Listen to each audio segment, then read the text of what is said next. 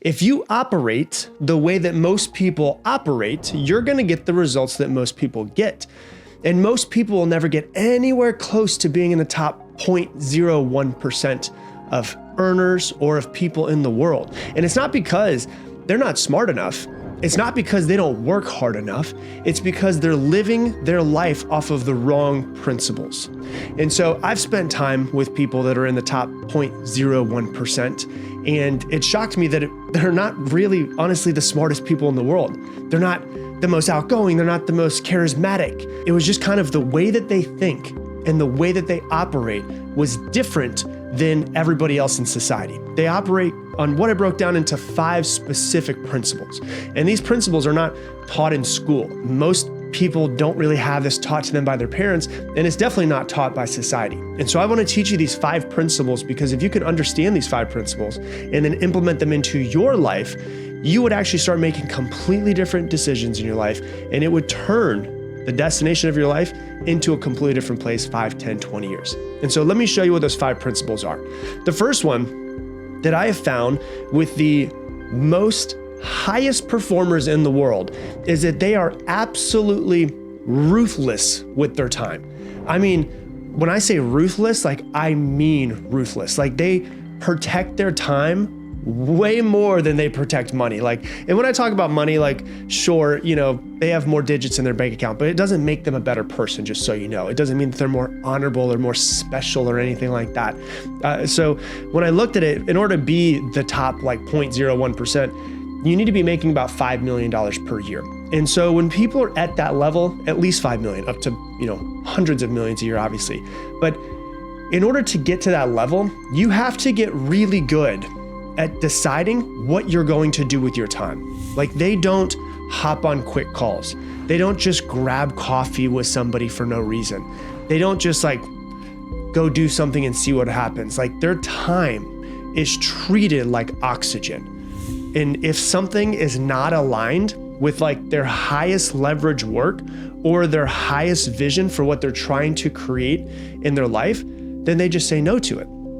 They protect their time ruthlessly to the point where a majority of them have somebody who is a executive assistant or assistant that is the gatekeeper to that person and to their time as well.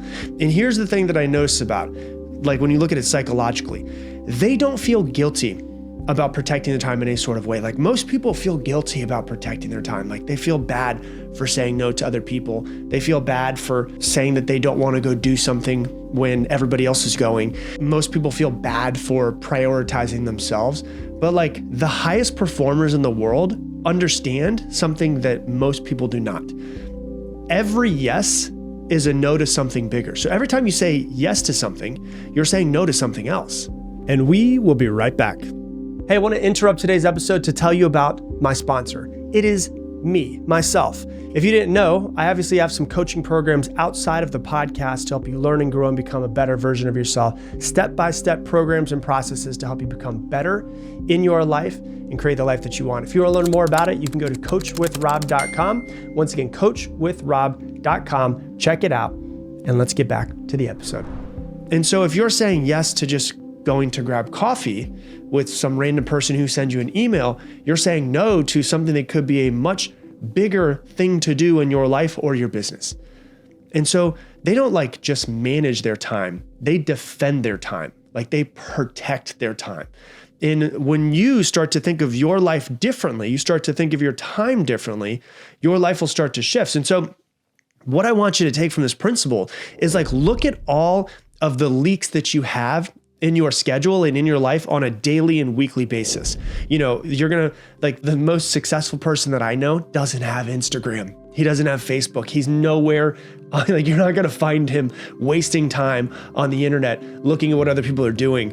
He is so protective of his time that every moment is just he defends every single moment. So I want you to start to think about that when you think about your daily and your weekly, time throughout the entire week. What are you doing? Where are you wasting time? Where are you wasting time that you could be doing something that is of much higher leverage to you? Your calendar is your future. If you look at your calendar, what does it say about your future? So that's the first thing. Get absolutely ruthless. The second thing is that I have found is that they think in decades and not years. And this is really important for a couple of reasons. Number one, from a business, from an investment, from a money standpoint, but from a psychological standpoint, it's really big as well. Like this one really hits for me because most people think about like what they're doing and what they want today and what they want this week. Maybe some people think about what they want this month or this year, but most people think about like very, very short term. When you look at the highest performers in the world, they think about where they want to be in 10 years. Like they think about what industries will be running and existing and be dominating the market 10, 20, 30 years down the road. Like they think so much further ahead than anybody else. They think about relationships, not of like, oh, I'm going to go meet this person for 30 minutes. They think about relationships that they have in their life that are the most important relationships that will compound over decades. And so they don't, when you start to think in decades and not just days, like they don't chase quick wins. Like they're not really the type of person that focuses on like immediate gratification. They think about building a life. They think about building a legacy. They think about building an empire. And another big thing is that they will also, when you really start to think about this, it will really start to change the way when you think in decades and not just days. It'll change the way that you think of failure. It'll change the way that you think of challenges. When you're thinking in decades, you don't panic about this week. And this is something that's been really big for me, especially in my own business. When you're thinking in decades, you don't spiral over a bad month. Like I've had years ago where I would be like, we have a terrible month, but it's like, now if we have a bad month, no big deal. Like it's not the end of the world because I'm building towards something way more long-term.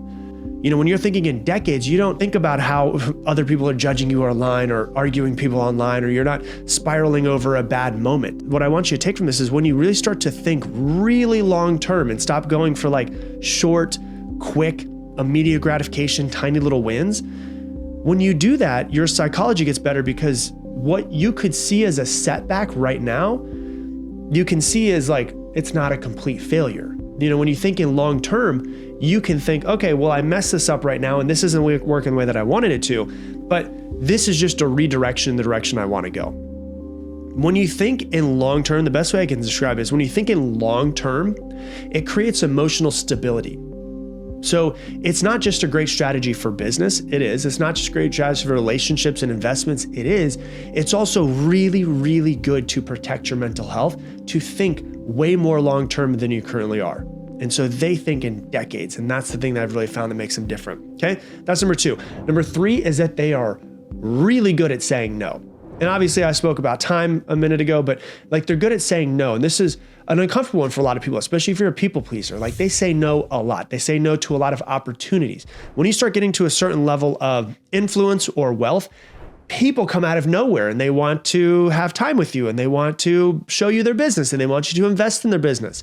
So they say no to a lot of opportunities. They say no to a lot of invites and parties, partnerships, all of those things. Say no to press. They say no to great ideas, because they understand that distraction is really, really expensive. So if they're working on something, they have their one thing, anything that's coming away from that one thing is a distraction for them. Sure, like maybe someone has a great idea, but that great idea is a distraction from the one thing that they're working on. And so I want you to understand, like they don't say no from a place of like ego, like I'm better than everybody else, so nobody deserves my time. They're saying no because it doesn't line up with what they're trying to do in their life. It might be 90% there, but it's not 100% there. And so, when you're really crystal clear on your direction in your life and what you're doing in this world, a no becomes very easy.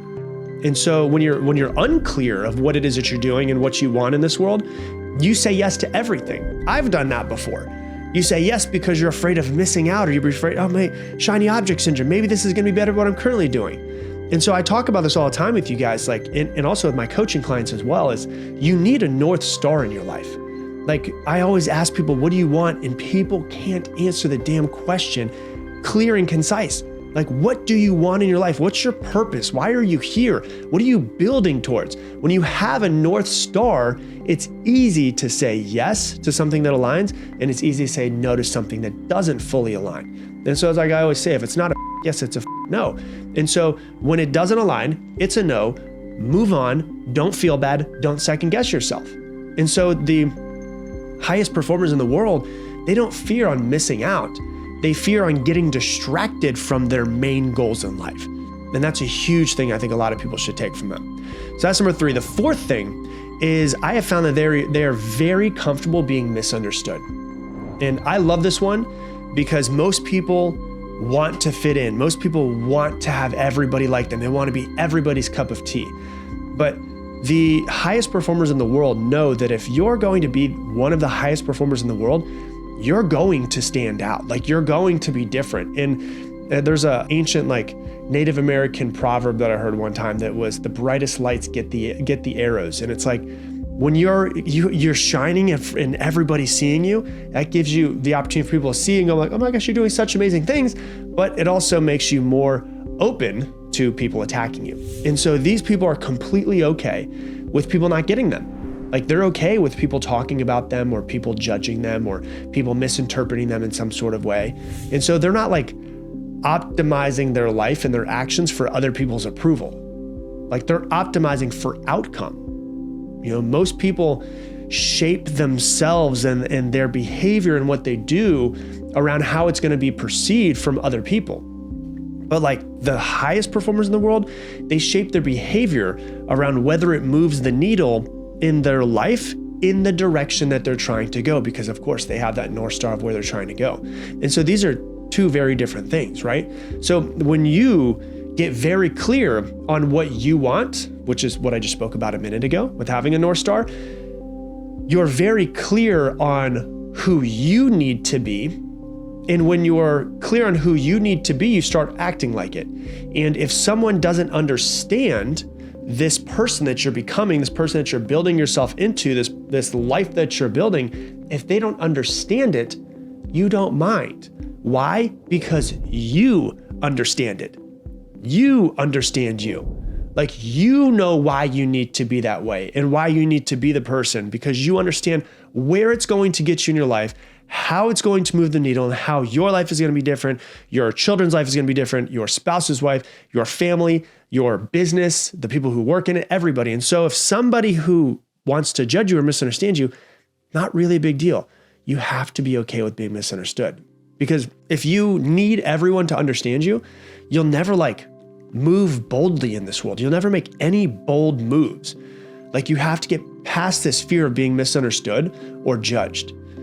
If you need everyone to approve you, you'll never take real risks in this life. And so the top people in the world have trained themselves to tolerate this social friction. Some people won't get you. Some people won't agree with you. It's very human to shun the outcasts. That happens all the time. But in order to do something amazing in this world, you kind of have to be an outcast because you have to do something different what everybody else is. So that's number 4. And number 5, and I love this one, is they don't need to prove that they're rich. This is the exact opposite of what most people think that it would be. It's so funny when you see Instagram, people flexing and trying to act so rich, and people that are YouTube trying to act so rich. The wealthiest people that I've been around, they don't look rich in any sort of way. They don't have any logos or, they're not just constant flexing on other people. They're not trying to say look at me. The wealthiest person that I know looks like a normal 65-year-old grandpa. That's it. But he's worth over $4 billion. I've gone to, he'd prefer people don't know who he is and don't know that people don't know that he exists, right? I've gone to San Antonio Spurs games and sat in his floor seats with him. And although he can afford the front row right in the middle, he has, for years and years and years, season tickets, the second row behind the basket. Now you might be like, why would he do that? That's not as good of a seat. The reason why is because when you watch on TV, you can't see him. He wants to be as close as he can be, but just outside of the camera view. Why? Because he doesn't want to be seen. He doesn't want people to know he's rich. Most people with extreme wealth want to blend in. They don't want to show off. They don't want people to know that they have massive amounts. They're not wearing, I've never seen him wear a fully diamond watch before. I've never seen him pull up in a Lamborghini before. because they don't want to show off because they don't want people to use them. And so what's really interesting is when you actually have it, you don't need to perform. Like insecure wealth is very loud, but like secure wealth, very quiet, invisible, not flexing. Most flexing is insecurity in some sort of way. And so they're not showing off at all for seeking any external validation from anybody else. The people at the top don't need validation from strangers. Like their scoreboard is internal. And that's the thing that I found. It's internal. Like they have this internal sense of, it was almost like for most people that I know that with extreme wealth is like wealth was a byproduct of them becoming who they wanted to be and building something amazing. So that's why people are always like, oh, well, if they have so much money, why don't they retire? Or why don't they like quit or sell their company? Most of them just are doing what they love to do and they don't want to stop doing it, because if they sold their company or whatever it might be, they'd stop doing what they love to do. So it was never really about, for most of them that I have found, it was never really about money. Money was just a byproduct of them like stepping into their greatest self and challenging them and having a business that challenged them and forced them to grow. It wasn't about like, hey, I want to flex with people and, be all social and show everybody that I have such extreme wealth. And so being around like the top 0.01% or whatever that percentage might be, it didn't make me obsessed with money in any sort of way. It made me obsessed with thinking about life differently. It made me obsessed with my time. It made me obsessed with getting more clear in what I want. It made me obsessed with long-term thinking. It made me obsessed with emotional regulation, with privacy, with leverage, with just protecting my time at every point that I possibly could. And so for you listening to this, you don't need $100 million to operate like this. Like you can adopt all 5 of these principles right now into your life. You can protect your time. You can think long term. You can say no more often. You can stop trying to be understood by everybody, and you can stop trying to show off and prove yourself to people.